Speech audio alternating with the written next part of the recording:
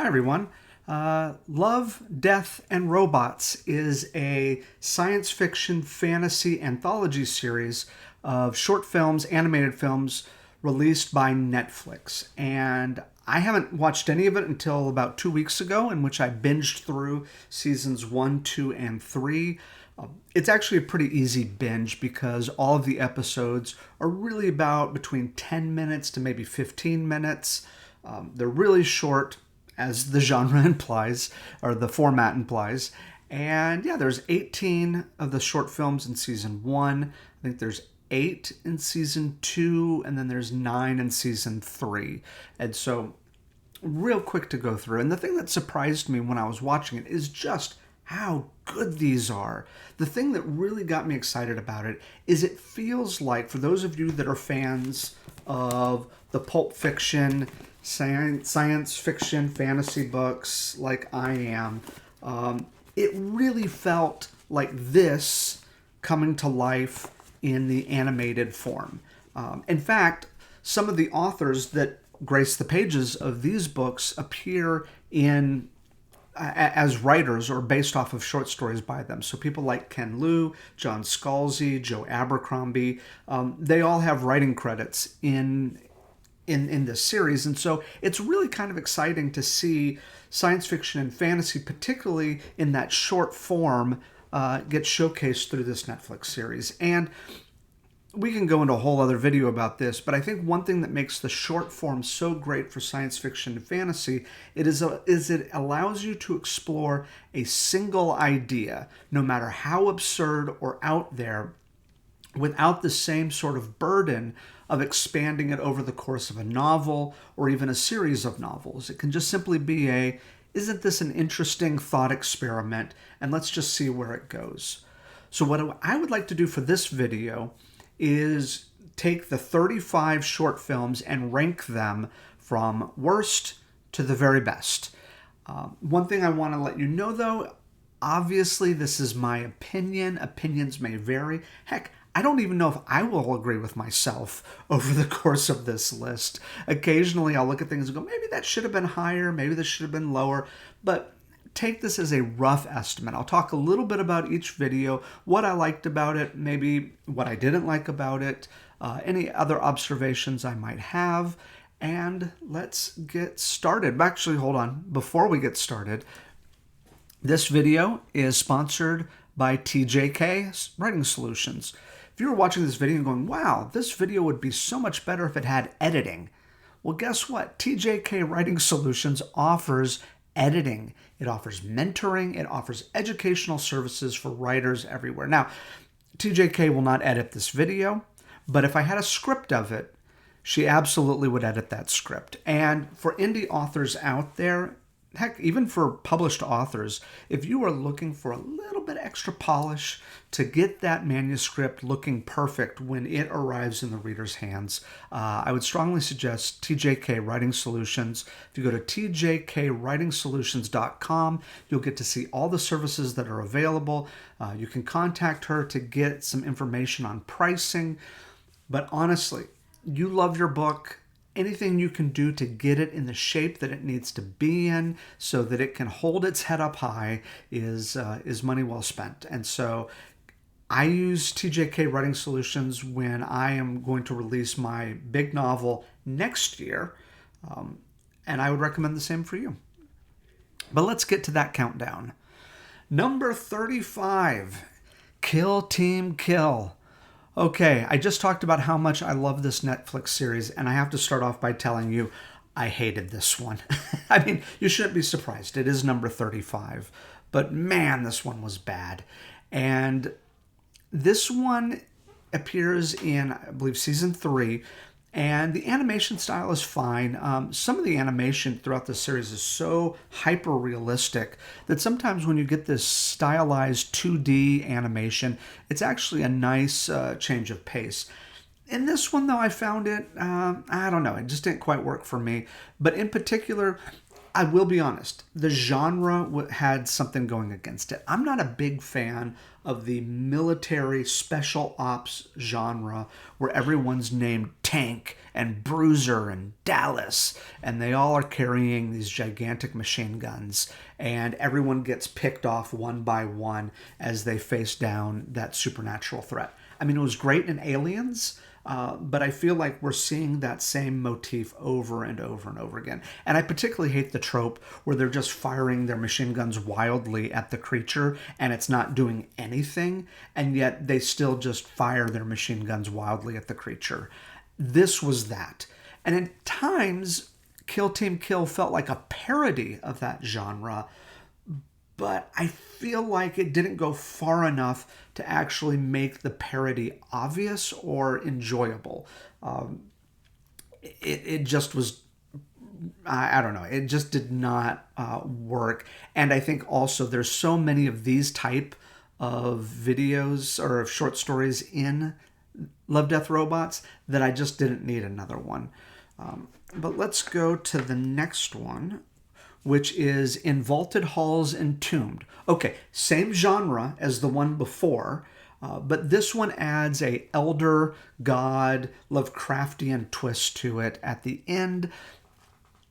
The story was pretty flat, I felt like. Once again, like the previous one, people just get picked off one by one until they're confronting this elder evil, and spoiler alert, the elder evil is more powerful than they are. It just didn't do anything in a way that I thought really made the story interesting. But the visuals are great. Joe Manganiello is one of the voice actors, and you can tell that it's him because they really try to make it look like him. And I enjoyed it for the fact that I like Joe Manganiello, but otherwise it kind of was what it was. Sucker of Souls. Okay, this one also felt a little bit like...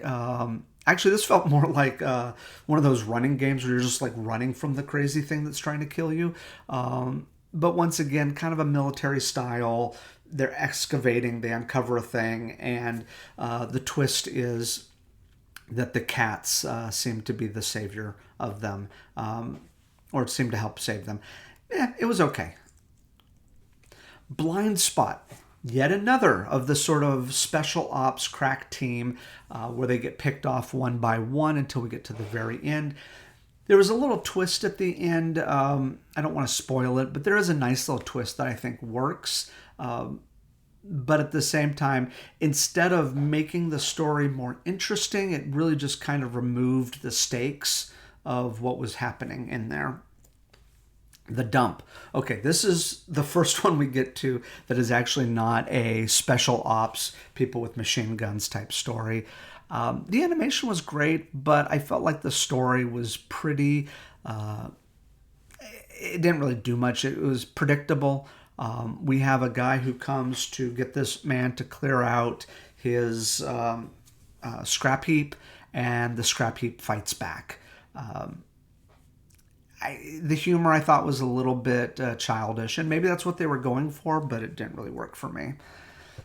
When the Yogurt Took Over, I'm a little conflicted about putting this one so low on the list because it's actually pretty hilarious, and I thought it was pretty smart the way it was written. But at the same time, when I got to the end of the series, this was the one that I had forgotten about. And I look back, I go, oh, yeah. That one with the yogurt that becomes sentient and takes over the world.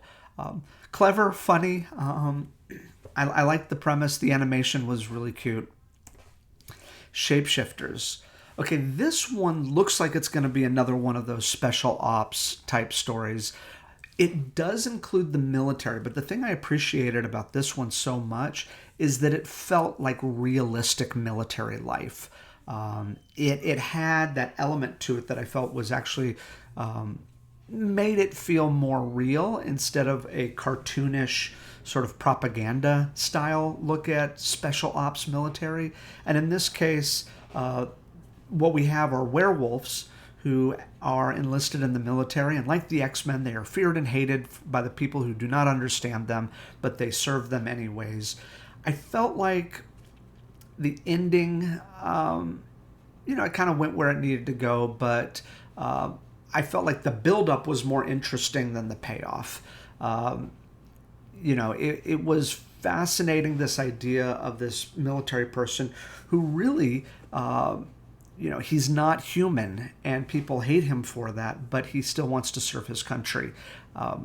The question I always come with these kind of stories is, like, the people who are like giving him such shit, like, they realize that this guy is like the reason why they're still alive, right? Like, they figured that out. I guess they don't, they won't. But anyway, this one was good. Fish Night. Fish Night, I'm conflicted about it because I think it was actually one of the most beautiful of all of the short stories, but I felt like there was no story there. It visually stunning. The idea was very interesting. It almost had this sort of take on the Aurora Borealis, like the Marfa Lights, but this idea of like ghost spirits of the ocean that was once there where there's now a desert. But I don't know, for whatever reason, the story, it didn't seem to really do anything or go anywhere, and it wasn't really based off of any, poor decisions were made, but not anything that actually drove a story. So this one was tough because visually I was right there with it. I thought it was amazing. Story-wise, I just felt like it was missing one or two plot points to really bring it home.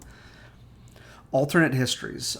This one was funny, but at the same time, this idea of like, let's find new and inventive ways to kill Hitler, always hilarious. And, it's this idea of the absurdity of sort of that butterfly effect, that if one thing happens, then it leads to this other thing. And there's different scenarios that it plays through, which were amusing and enjoyable. And it was what it was. Ice. Ice was interesting because it was kind of a coming of age brother acceptance story. It actually had a lot of the same themes. For any of you who remember that movie Gattaca, where we have people who are sort of, there's almost like a genetic hierarchy, and we have one kid who is sort of the inferior, but he pushes himself in order to be accepted by the group. It just had this kind of teenage coming of age type story, a little bit of teenage rebellion, but set with this sort of really beautiful, sort of fantastical setting that I thought worked. The art style took a little bit of getting used to, but I definitely liked that they were taking some chances with it and really pushing it. Let's go this way. Life Hutch. Life Hutch was an interesting story. It stars Michael B. Jordan, and the animation is so spot on that it really just looks like Michael B. Jordan is doing live action, but it is animated. There's a short story later in this countdown that I think did it better than Life Hutch, where the actor definitely just looked like the actor, and it had that sort of realism to it. The premise on this one was pretty cool, and then we have this sort of cleaning droid that goes haywire, and there's sort of a life and death fight between the two of them. The one thing I didn't think worked, though, is they have a series of flashbacks that show us how Michael B. Jordan's character gets into the spot that he's in. I don't know if those flashbacks really added anything to the story, except they got us out of the room. And by getting us out of the room, I feel like we diffused and let go of some of the tension that was necessary to make the story work. I think it would have been better if they would have just taken that stuff out and just kept us in that room and kept that tension going to the very end. The Witness. I am guessing that this was some people's favorite, and it's obviously lower down on my list. The Witness, a woman observes a murder, and she is on the run now from the person who committed the murder, and then it becomes this chase sequence that ends with a nice little twist at the end. Visually, very sort of powerful, kind of, I don't know, it takes on this sort of kink and lust and murder, and it's an interesting take. I'm not a big fan, though, of the of the woman, I don't know, playing sort of the victim here. But of course it does twist. It does take a different turn where, the hunted becomes the hunter. It was good. And I think, I don't know, there was something about it that, well, I thought it was very, very powerful. Also, I just, wasn't as crazy about some of the themes and how they came out. Content-wise, this is definitely, one thing I should say, the Love, Death, and Robots series is what I would call a hard R. This is not family-friendly material, and The Witness definitely falls in that category. Three Robots, Exit Strategies.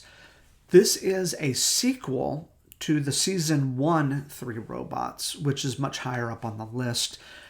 The only reason why I put this one down as low as I did was because we had already heard the jokes. All of this stuff had kind of been covered in the first one, and so a lot of it was rehashing the same punchlines, but just with different words. And very entertaining, very funny. I think that these three robots are going to become practically the mascots for this Netflix series. They already seem to be kind of marketed that way. It's pretty hilarious. It's these robots doing a tour of human existence after the end. And but yeah, the only thing that kind of went against this one is the fact that we'd already been here before. Suits. I love a good story that involves mechs. And this one was particularly fun because it involved farmers with mechs fighting off a invasion of a plague of locusts, essentially. And I was really invested in it almost from the very beginning. And I thought it had a very sort of enjoyable and satisfactory conclusion. This one was just solid all the way around. Automated customer service. Another one of the more humorous ones. A cleaning droid goes awry. Again, this will be our second cleaning droid that goes awry, but in the case of Life Hatch, where it was definitely more serious, this one takes on an absurd and comical bent. And in that regard, pretty funny. Blue Zima. Blue Zima, a different art style, and more of a kind of a mood piece exploring this mysterious artist figure. I will say, though, I'm not a big fan of the abstract conceptualists sort of taking the world by storm. And that seems to be the idea here, is this guy creates these absurdly vast art pieces that everyone is in awe of. And I just don't buy it.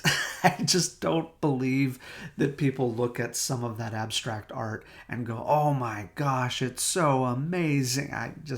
I think most people are not impressed by that kind of stuff. Now, people who are really big nerds about sort of, I don't know, abstract expressionism might really see the point of this, but the overall premise I felt like was, I just don't know if I buy into art in that way. But Blue Zima, fascinating concept, well explored. The Very Pulse of the Machine. This one was trippy. I liked it. Person crash lands. They have to get to a certain point. One of their co-pilots is dead, and she is literally tethered to her because her oxygen pack is broken. It's one of the more popular motifs in science fiction is the leaking oxygen tank. And how are we going to deal with it? It creates a natural ticking clock scenario, which works very well in a short story. And so, she has to use her oxygen tank, which is fastened to her exosuit or whatever, and drag her across this desert place. But in order to get there, she starts taking performance enhancers, and they mess with her head. She starts hearing voices. She starts seeing things. And I thought on the whole, it was very, very fascinating. And I love a good trippy story like this that I think just works so well in this format. Swarm.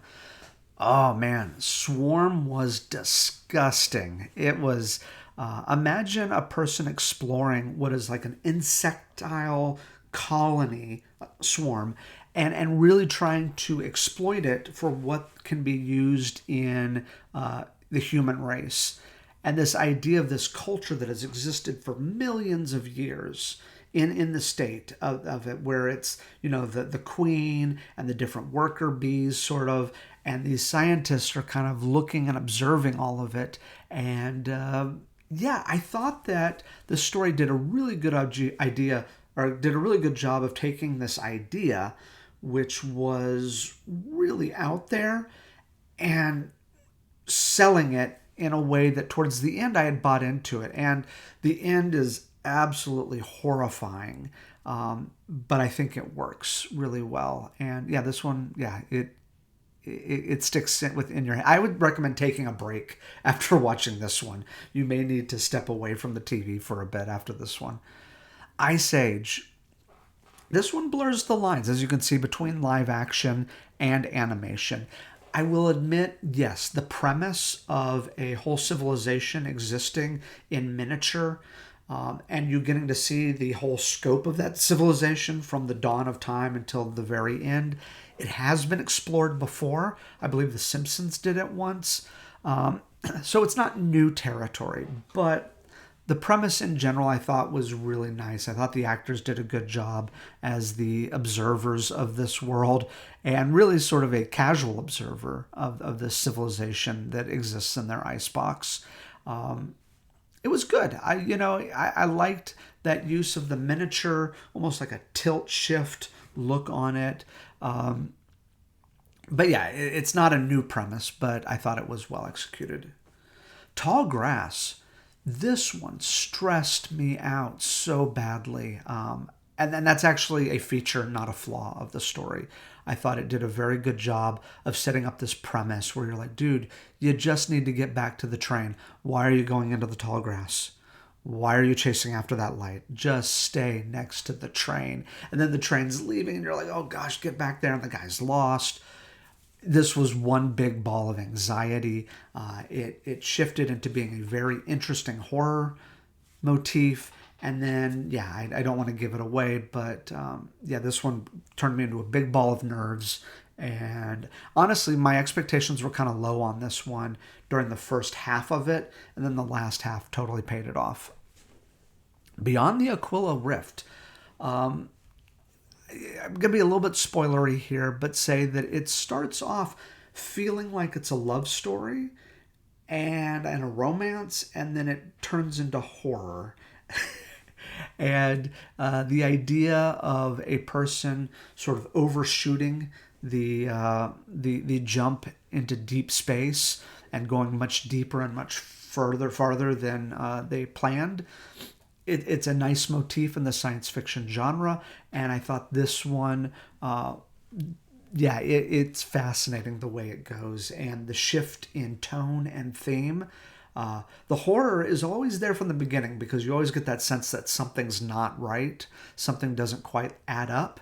And and of course the animation, the hyperrealism on here was just fascinating. I mean, you can even see it in this sample right here.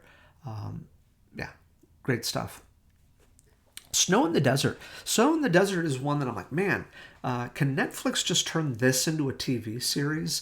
I felt like it did a really great job of telling a very complete story in a very short amount of time, but the characters, the scenario, the world, I left it going, okay, I kind of want more of this. A fascinating world with cyborgs, robots, mercenaries. It was a fascinating story, and I kind of want to see more from this world. Night of the Mini Dead. This one is hilarious. I'm wondering if the same people that did Ice Age did this one, because it uses the same animation technique of that tilt shift.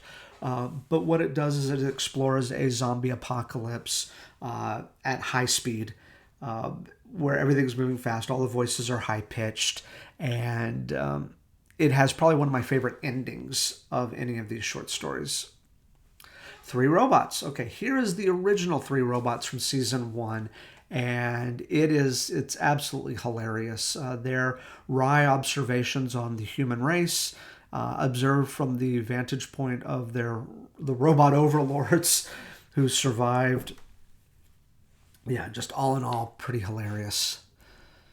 Helping Hand. Okay, this one also, yeah, it has a scene in it that will stick with you. Pretty gross scene, but this takes that whole motif of someone sort of drifting away from their space station, and now the tank is running low on oxygen. They can't get back, and it has an interesting look at that whole idea of is it inertia, where you have to throw weight in order to move, in order to get her back to where she needs to go. A great survival story.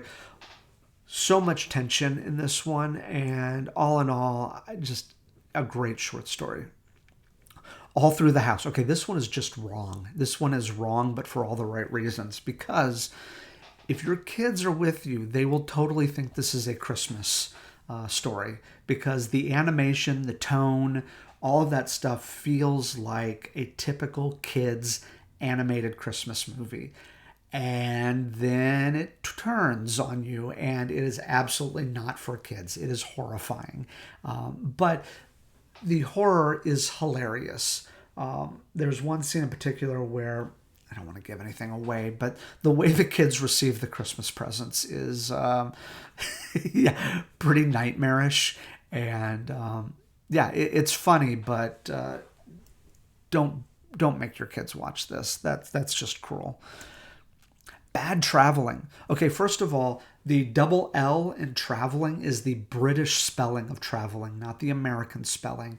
And in the show, they use the British spelling. It throws me off. I'm still not used to it.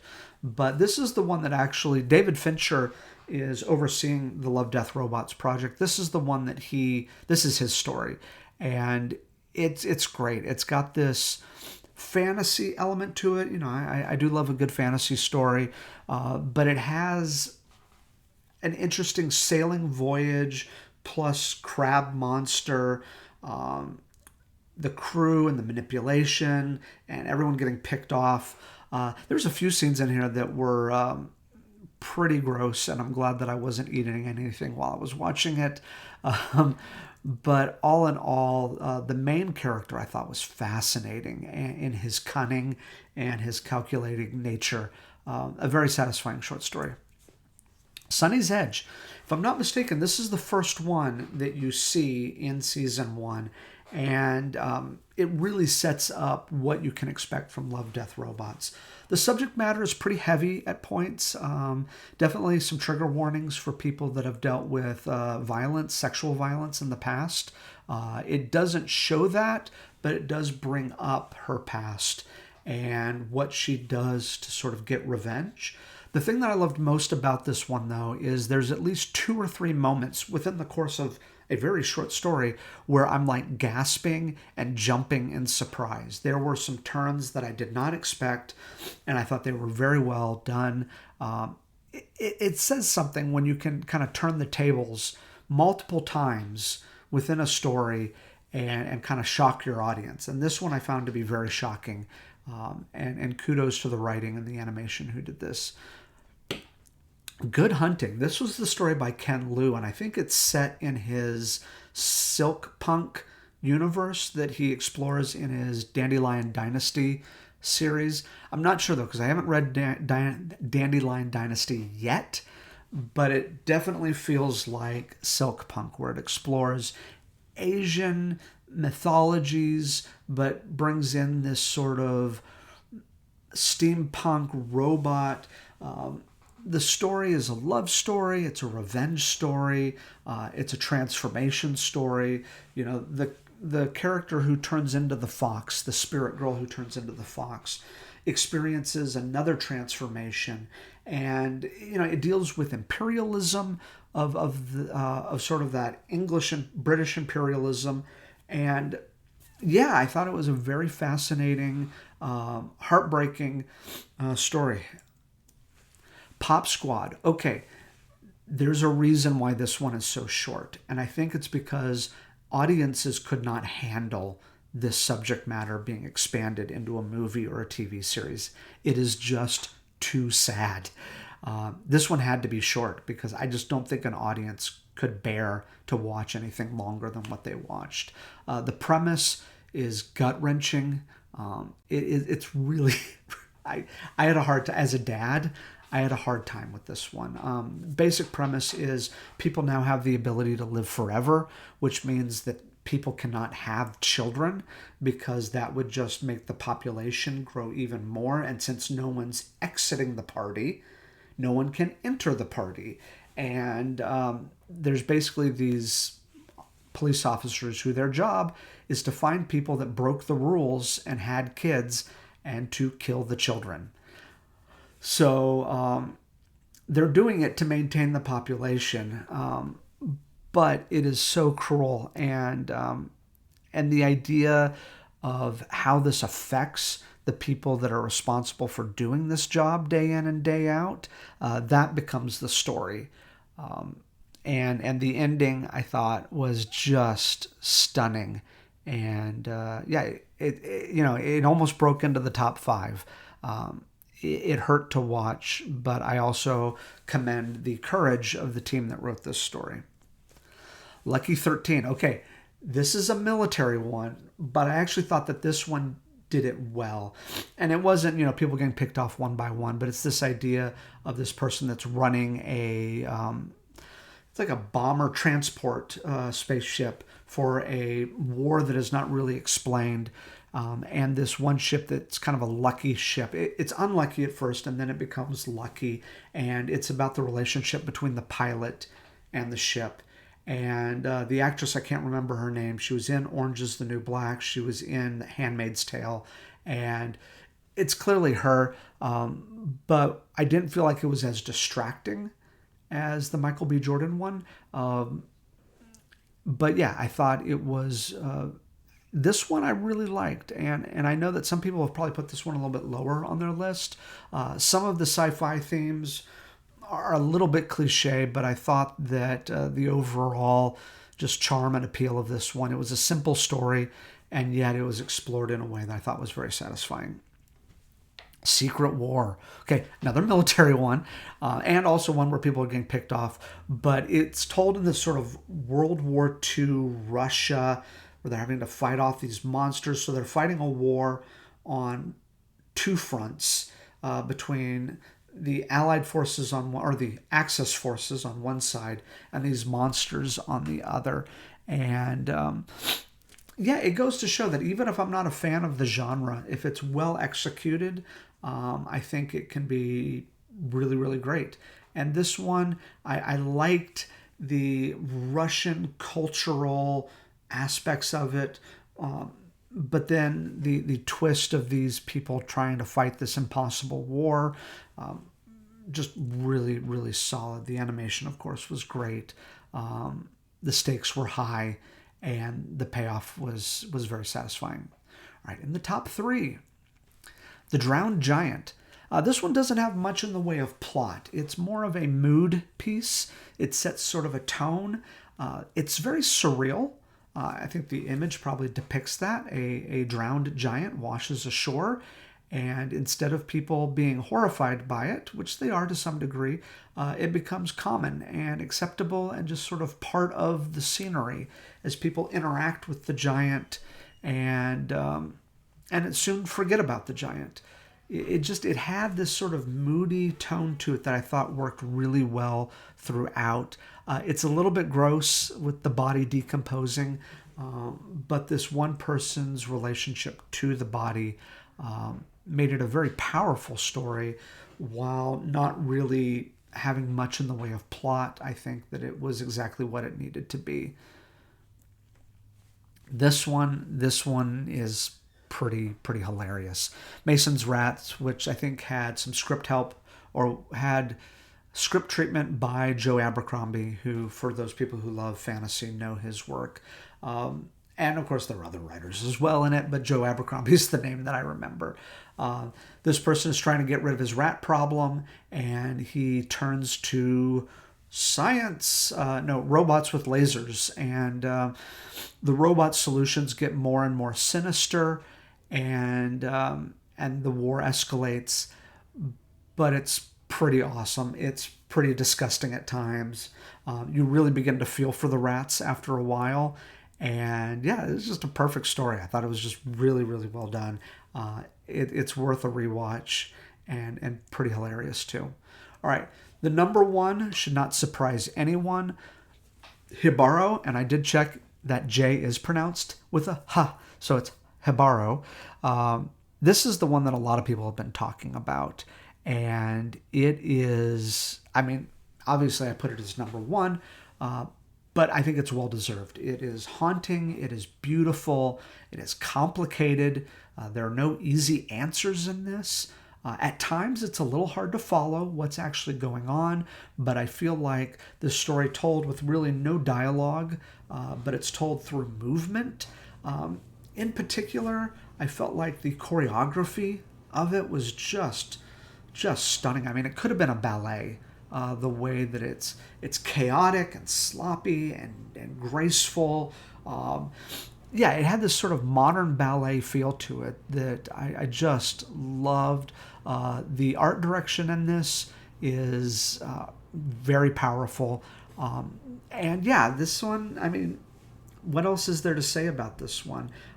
A deaf soldier who looks kind of like a conquistador of sorts is in a land that is not their own, trying to subjugate it, and he comes across a siren who is covered in gold, and of course he is there for the gold, and it is their destructive romance, brief romance between the two, where they are both fighting each other and drawn to each other.